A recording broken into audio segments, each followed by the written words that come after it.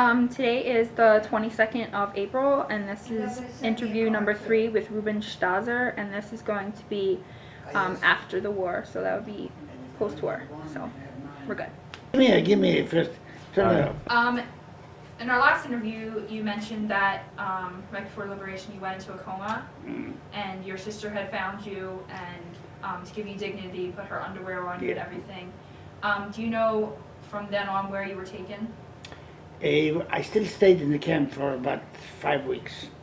Because I was a Polish national, they took out all nationalities and we were the majority. So we were left to be the last taken out from the death camp.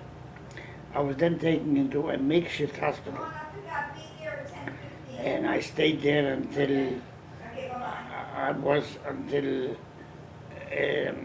the end of 45. Then my sister picked me up and she put me on a truck, took me to a train station, lit a leak, pushed me through the window, and brought me to the American zone, to Frankfurt, which is central Germany. From there, she left me with some friends of ours from hometown, and she went to my sister left me there with the friends of ours, and then she went to my brother. He was in southern part of Germany, Bavaria, and because she couldn't handle me anymore. So he came and picked me up, and he brought me to his hometown. I stayed there about 2 weeks, and then he arranged for me to go to a sanatorium. And I was taken then, and I spent about 3 months in a sanatorium because I had pleurisy, and I had some other things that were wrong with me. And eventually, after I came out of the hospital, I went to live with my sister. She got married. She wanted to get married. She waited until I come home. I can come to the wedding at least. And I stayed with her for about little over 3 years, until I left and came here. So when you moved to America, you came directly to Baltimore? I came, yes. The way it was, the American government finally decided to allow 205,000 displaced persons. And I came here on that quota.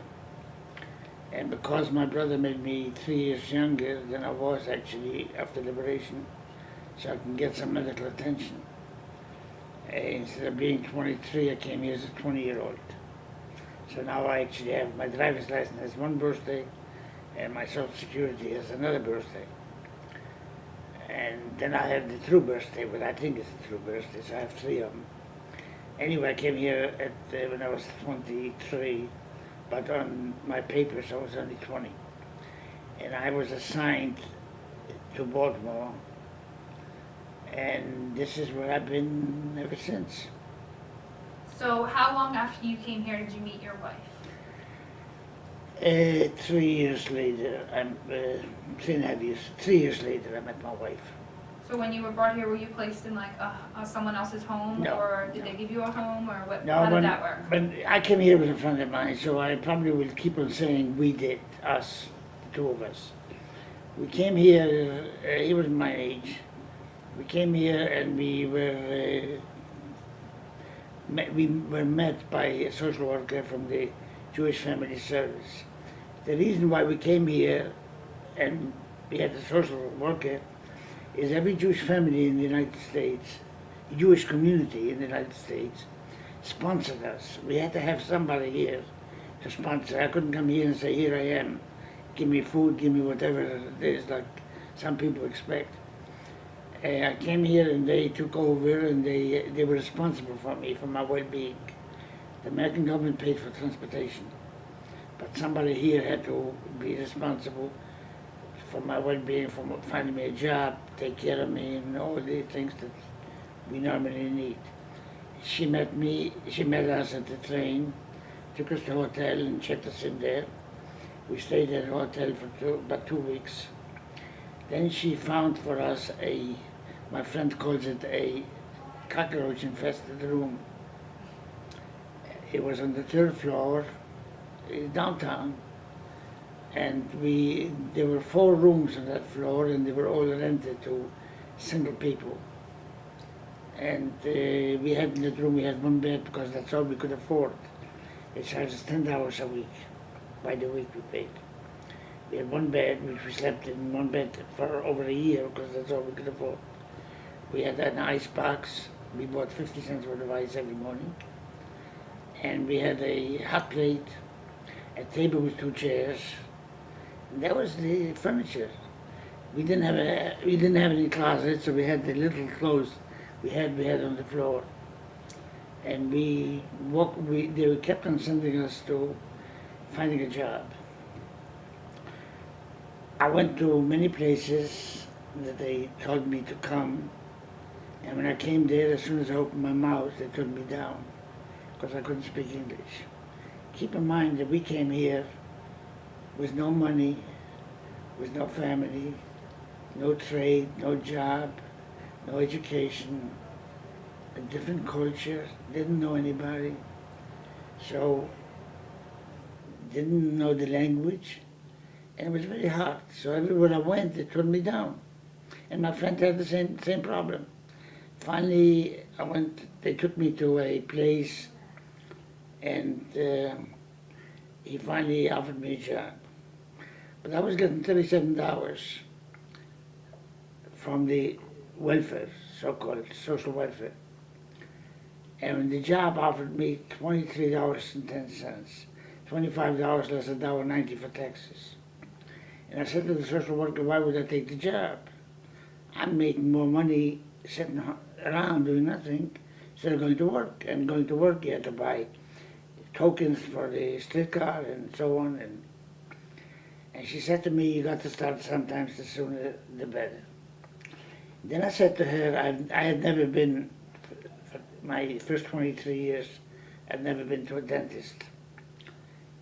So she had made an appointment for me at the University of Maryland Dental School, downtown, for that day. I said, well, I have an appointment with my dentist. She says, I'll get you another one. She never did, but she promised. And I took the job. And the first day, what I did was I cleaned the bathroom and swept the floor. And I really take pride in that. Because in this country, anybody that wants to work has to start somewhere. And I started somewhere. And then it's up to the individual how far they want to go. Some have it easier, some have it harder. But everybody in this country can get a job and get started. What happened to me was, or to us, until then we were on welfare. We depended on handouts, whatever anybody gave us. But once I got a job, I became independent. I could do what I wanted. I mean, I was free. I was literally liberated. I had a home address. I could have been homeless. I could have stayed downtown. I could have done anything, and I had every reason. Matter of fact, we both applied for a job to be a garbage collector, because at that time they were making $40. That was, to me, was a lot of money. But I couldn't get the job because I wasn't a citizen. We couldn't get the job. We both volunteered to join the Navy. Even though I don't know how to swim, but I figured I'll do something. And they wouldn't accept us either because we weren't citizens. The point I'm trying to make is that this truly is the land of opportunity for all of us. Welfare doesn't work. Socialism doesn't work in this country. It's just not, there's no reason for it to be. And so anyway, I started working, and after about 6 months, I went to my boss and I asked for a raise. Because our diet consisted of, every morning, we had raw eggs with milk and sugar. It's very nourishing. That's probably why I'm using Lipitor today, high in cholesterol.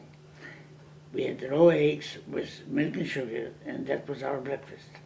For lunch, we had 2 thick slices of bread with a thin slice of salami and an apple. That was our lunch that we took with us to work. And for dinner, to have a change of pace, we made scrambled eggs. And that was 5 days a week. We ate every day the same thing. On a weekend, what we did, we bought a chicken and we cooked it, boiled it. They gave us a pot and we boiled it and bought a package of noodles and we had chicken noodles, so it was boiled chicken. That was our diet for 6 months. Finally, I went to my boss and I said, I'm hungry, I want a raise. So he invited me to a deli. We came there, and I didn't know how to order because I had never been to a restaurant. And he ordered a corned beef sandwich for me. I never forget it. I can still taste it. And after I finished it, I said, what about my raise? He says, why? I said, I'm hungry. He said, you just ate. I said, well, that's today. What about tomorrow? So he gave me 2.5 hour raise. It was an uphill battle all the time. When I came here, I had a problem with like a nasal drip. The changing climate didn't agree with me. Then my tonsils were bad. I tried to get somebody to take him out for me. I went to Sinai Hospital. The old Sinai used to be a monument across from Hopkins. And they turned me down. They told me to come back because they wouldn't do it in the summertime. Those days they wouldn't take tonsils out in the summertime. Finally somebody knew a doctor and he recommended me to him. And I went to him, Dr. Albert Sztajer. When I came there, he looked at them, he says, they're bad, they got to come out. But I said, I don't have any money. So he says, you don't need money. I said, well, I got to pay you. He says, you give me $5 whenever you have it, up to $25. That's all you charge me for it. So I went and I had my tonsils taken out. I had to scrape up some money for the hospital. It wasn't much then. But when I came home, what I needed is some liquid diet, not eggs or chicken or anything. And there was no one really there to give it to me. Many times I was thinking, what did I do? I came to the land of opportunity. And yet it's so hard because it was a tremendous struggle. I didn't know anybody and no one cared for about us in the Jewish community. No one. That I know I can say that somebody was nice enough say, I'm going to help you. And we had a hell of a time. We had a very tough time for quite a while. Eventually it got a little better because my friend, I wanted to get out from that cockroach infested room. So I got myself a room and board on Parkett Avenue. Those days Parkett Avenue was the elite area. It was not elite, but it was middle class. It was nice. And my friends still stayed there, and then after about 2 months, we finally decided to get back together again. So we rented an apartment. And in the apartment, we had a bedroom and we had a kitchen. 2-room apartment. No living room or anything. And we stayed there for about a year. And then he was drafted. I was drafted too, but I was rejected because of my health condition. And he was drafted and he was sent to Korea. He made a career out of the military.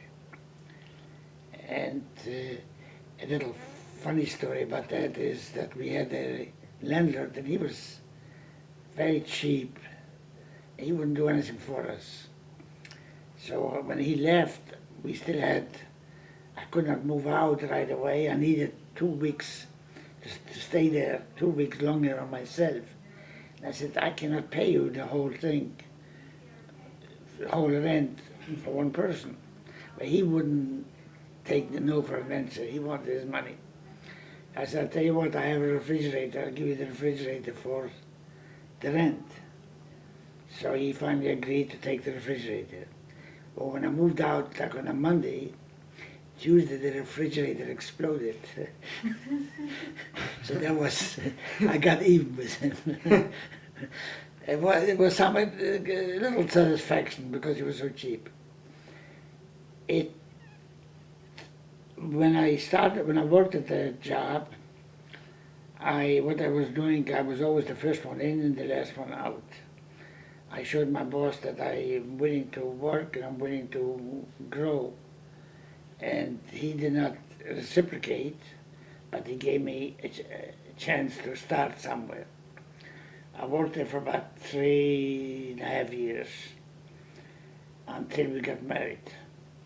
And when we got married, then I was already a salesman, as I learned a little English, because once a week I went to class, take English. And so when I started learning a little English, so he made me a stock boy, and then I was receiving freight, and people were coming in, and I always tried to help people. I was always trying to be nice, so they spoke Yiddish to me, because that's the only thing I understood. And so they wanted me to wait on them. And so I made a lot of friends, and then I became a salesman. So my boss wanted me to travel. And because we did not have any family here, we had nobody, I would have traveled, but my wife did not like it. She stayed home by herself. I was away for 1 week or 2 weeks at a time. So I went into my boss and I said, I don't want to travel. So he says, okay, you're fired. And across the street was somebody who was the same kind of business. And he heard that I am leaving, but we decided we wanted to go up to New York because my wife is from New York, and I had a sister and a brother in New York. Figured we live in New York. But in those days you had to pay money for key money in order to rent an apartment, and we did not have it. And we went up there and looked around, and we decided, no, we're going to come back here. So these people that were across the street, he heard I was leaving. He said, if you ever wanted to come with me, I'd be glad to have you. So when I came back, I called him, and it was a Sunday. He came over to our apartment. We had a 2-room apartment on the 2nd floor. And he came over, and I sat in the car with him, and he hired me. He didn't, anything I asked him, he agreed to, because I had a following. I had some customers already, and he did not have those customers. So he wanted me to bring them to him. So he gave me, and I said, I don't want a salesman, I don't want a sales job.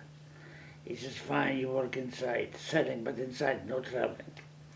And while I was there, he came over to me about 3-4 weeks later. He says, Rubin, you're not happy here. Why don't you go out to see some of the customers? I said, I don't want to be in commission. He said, I'll tell you what I'll do. I'll give you 3 months. You go out there and try to sell. And if you don't want to be in commission, I'll give you the salary. Or you have a choice. So I said, fine. And the first day I went out, and I wrote 3 orders in 3 hours. I didn't have a car. And then I went back Monday and I wrote some more. After 1 week, he said to me, I guess you decided whether you want to be in commission or not. And I said, yes, and I was on commission. So for 43 years I worked there, and I was on commission all the time. And I did pretty well. I worked very hard. And then a child came along, the first one, and my wife, we decided that she was going to be a stay-home mom. As little as we had, we wanted to raise our children having a mother home. And she did stay home, so instead of 2 checks, we only had 1 check coming in. But somehow we survived. We planned, we were responsible, we were very, my boss's wife called it frugal. Call it cheap if you want to. And we scraped up every time we could, planned for the future, planned for our children so they can get their education. And she was a stay-at-home mom, and I think it's to me, it's the most important thing any woman can do, is raise a family home. And of course you have a choice. You either have the material things and then not know what your children are doing, or raise a family, and let me tell you, we're collecting the dividends every single day, and because I feel we did the right thing by, the children came home, there was a mother home, made sure she raised the children mainly. I did the brought the bacon in, or kosher bacon. And it worked out. It worked out great. It was a struggle. We did not buy many toys to our children. We deprived ourselves from going out to eat. That's why our kitchen is closed now, because we ate 3 meals a day, 7 days a week home. And we saved every dime we could. And a few years ago, we gave something to our children, all three of them. And after I gave him, and it was a pretty sizable gift. And after I finished, after I gave him, he says, "Dad, can I have the yo-yo now?" The reason why, because every time they wanted a toy, I always used to say, "You don't need it." And and when the grandchildren came along, we planned the same thing. We were responsible. We, instead of giving toys that they would play 1 day, 2 days, we gave them money. We still do it today. Any birthdays or Hanukkah or whatever occasion, graduation, it's always money. And we already won our granddaughters, got through school, and for that money. And our grandson is, what's his second year now? For that money, he's got some more left. But today it's a lot more money in the market down, but still it helped. To me, it is called a responsibility. And this is why my political ideology is what it is. I'm a very responsible person. I think when you wait for somebody to give it to you something, and unfortunately we have many people in this country from generation to generation, they're waiting to handouts. And what they do, what happens is they become slaves to the system, to our politicians. And it's very, very bad. And I personally would like to do, we have done a lot of work in the community, charity work. My wife worked for Hadassah for a number of years. She's teaching now. There's no money in there. She's also involved in the Baltimore Jewish Council, was education. I was a big brother for a few years, and I did some other work. I go around today and speak in schools. Never take a dime. I enjoy doing it. I like it. So we have always been, again, I cannot stress that one single word is a responsibility.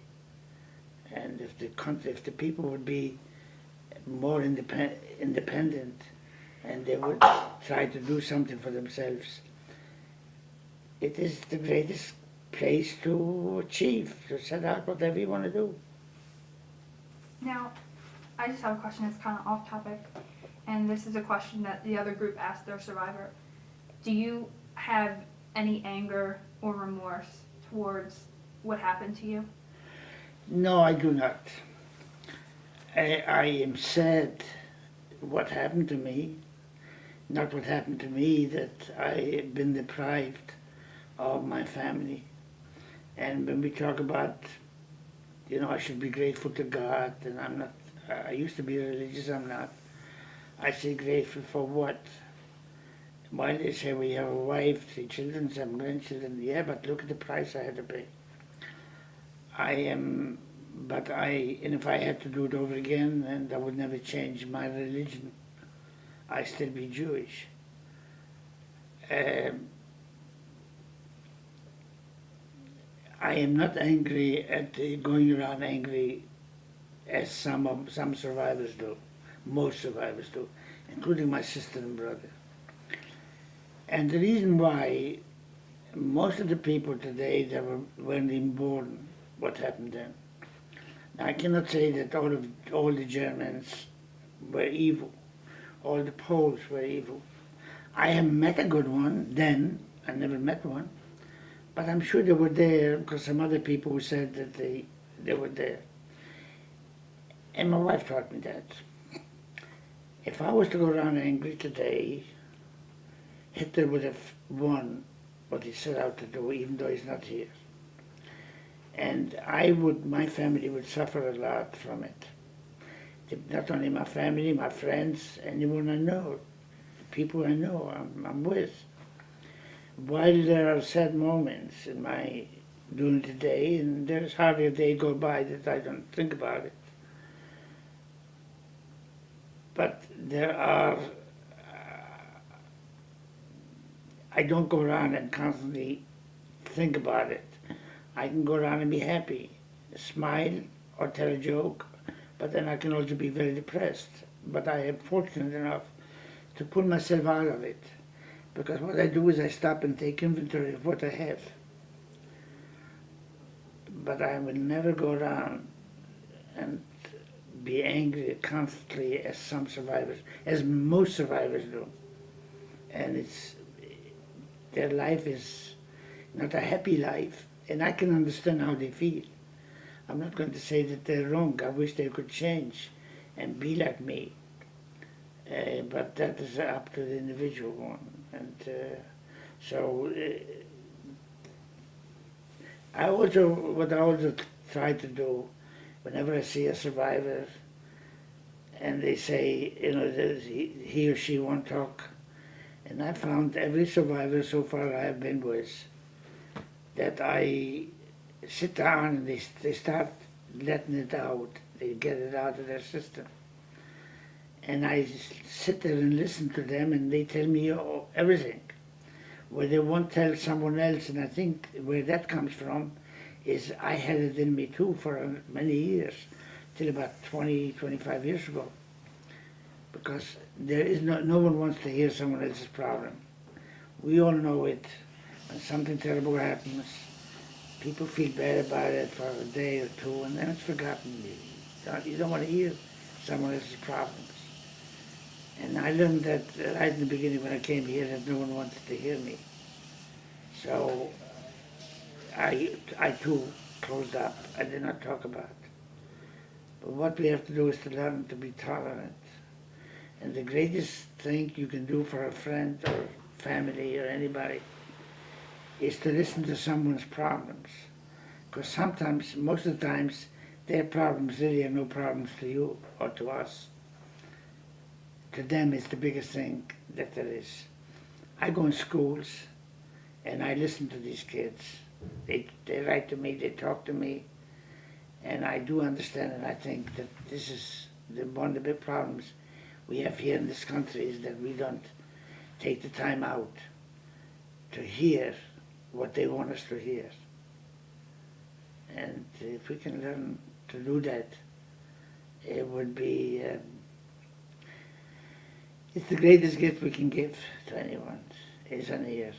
I tell people, just pull this zipper over your mouth and open your ears, and you'll be surprised how they will tell you and how good they will feel about it. I happen to be fortunate that I go to schools, and I'm booked practically solid for the next few weeks. I feel good because I go into schools and I tell them what I know, what I think, so I have an outlet. But not everybody can get themselves to do that. So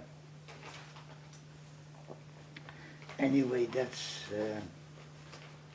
I know I don't go around and feel bitter about, to answer your question, what the important thing to do right now is to educate people that these things don't happen again. That's the key to it. And this is why I speak to young people, because you guys will have to be the ones to carry on. Not that I'm dying yet, I have no plans, but eventually the time will come. And you guys will have to be here and say, You would have to do it and say, yes, I did know a survivor by the name of Rubin Sztajer, and this is all true, and this is what he told us, and pass it on. I'm sure you will do that. Do you guys have any other questions? Okay. Andrew has to go to work. Yeah, I have to go to work, but I'm gonna let them finish questioning with you. Okay, that's fine. See you See you at lunch. lunch. Are you coming tomorrow night to the performance? I wasn't invited. Let him know that. Okay. I can't come to something I'm not invited. Oh, they told me about something, but I wasn't invited. Well, Uta was supposed to. And it's so- on the record. It's recorded. I think the question, your own car? Yeah. the question that I had, actually let's, Alright. Let's go. okay. I guess what I was wondering was, what was the change to where that made you start talking publicly about your story? I have 3 children, a son and 2 daughters. The son is the oldest. My 2 daughters were going to high school, Randallstown High. And one day they came home, and I did not talk about it. I didn't tell anything to my wife, my children, nothing. One day they came home and they said, Dad, we're studying the Holocaust. Will you come and talk to us? I said, you know, I don't talk about it. They said, if you're not going to tell us, how will we know? And I started thinking, and I said, they're right. If I won't tell him, who can tell him better than I can? So I went there. It was very, very hard for me.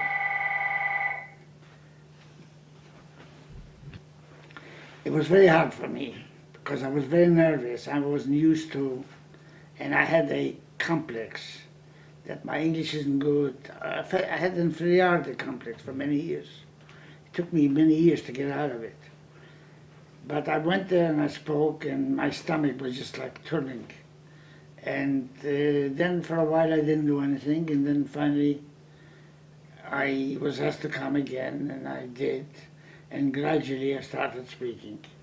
Today I just go up there like a ham and just lay there and talk. I didn't have a problem. But it was, actually my 2 daughters made me do it. It got me started on it. And I wouldn't talk to anybody before that. And I've been doing it ever since. And I do talk to thousands of kids every year. In this year, for the first time in the last 10 days, that I spoke to 2 on the weekend and 1 today I'm speaking. They're adults. And from here on, I don't have anything scheduled, and I don't even want to do it. I did it for a reason, and that is, I was asked by a friend of ours to come to his synagogue, and I did. I couldn't refuse him. And then last year I spoke at the Aberdeen Proving Grounds, the military, and there was a man, and somehow I accepted an invitation for this past Sunday. And today, another friend of ours, they belong to Chestnut Ridge Country Club. She's been trying to get me to come and speak, so we're going there tonight for dinner and speak. But otherwise, it's all young people. Do you have a question, Jim? Yeah, actually. You say you're not as religious now as you used to be. What brought that on? Was it just everything that happened, or did it just kind of... I've been very religious, was brought up very religious. I said my prayers while I was in camp, while going to work. I was still believed there is a God. God is going to do something for me, and God can do no wrong, because that's how I was brought up. God can do no wrong. Again, my 2 daughters. I sent them to Israel. They went up on Mount Sinai, and they stood up there on Mount Sinai, and they said, God, if you're everything that our father told us, how could you allow this to happen to his family? They came home and they stood there. Of course, there was no answer. They came home and they told me that, and I started thinking. I said, how could if there is a God, how could he allow this to happen? My parents were very, very religious, very religious. What have they sinned? Jewish tradition or Jewish, we're told that a child does not become a man or a woman until they're 13. Therefore, they do not sin. All the sins that the child does goes on the father's account.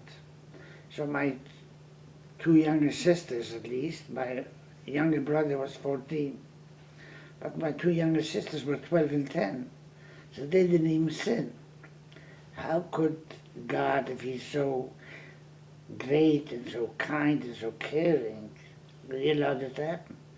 Because 3 times a day in our prayer, in the Amidah, we say that God lifts up the phone, heals the sick, helps the poor, clothes the naked, and then we finish that paragraph, and thank you, Lord, for bringing the dead back to life.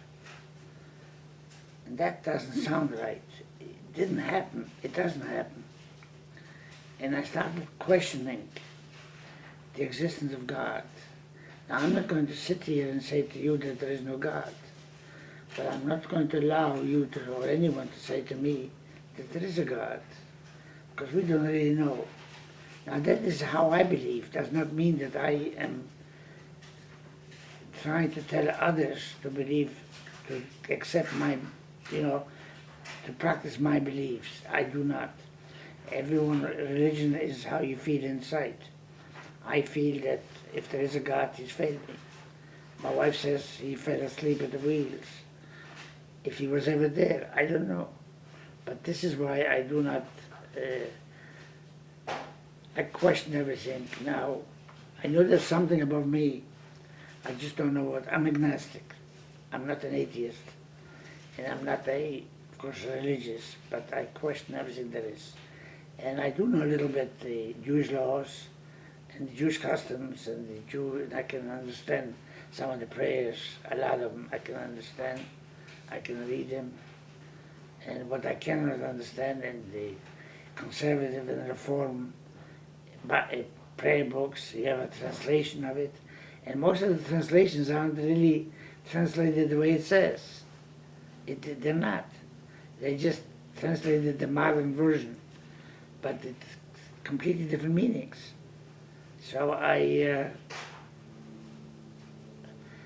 that's what I am today with religion. I'm not religious. You have anything else? Anyway, that's. Well, thank you very much for completing the. Well, let me say, as a survivor, on behalf of not just the survivors, but those that aren't here, I want to thank you, all of you, for showing an interest to remembering those that aren't here, that they cannot speak to you, so let me be the spokesman for them. And it has to be taught. We have to learn what happened to them, that they didn't die in vain. There's nothing we can do for them except remembering them. But the greatest thing we can do for them is make sure that no one ever suffers the same thing as they did. And to remember them, that's the greatest thing that you can do for not only the 6 million, for everyone else, for the living and the dead. And I'm sure that you will continue teaching it. I don't mean to make a profession out of it, but to talk about it wherever you have an opportunity. Hopefully you can take this into a classroom and get enough kids to listen to it, and I'm sure you will. I will guarantee you that the young people do want to hear it. The young people do want to learn it. It's the adults that are obstructing their education. If you can find a few kids, I'm sure you go in, they'll be glad and they'll be grateful that you came there and talked to them about it. It's a personal it affects them personally. It's good to learn, and it will help them. It'll help them through life, hopefully, many of them. You're not going to get through to all of them, but you will get through to the majority of them. I promise you that. Thank you. Well, thank you, and we will, you know, live up to our duty and tell your story and tell other stories of other people who have lived through and not lived through that tragedy. Thanks. And we actually ended perfect.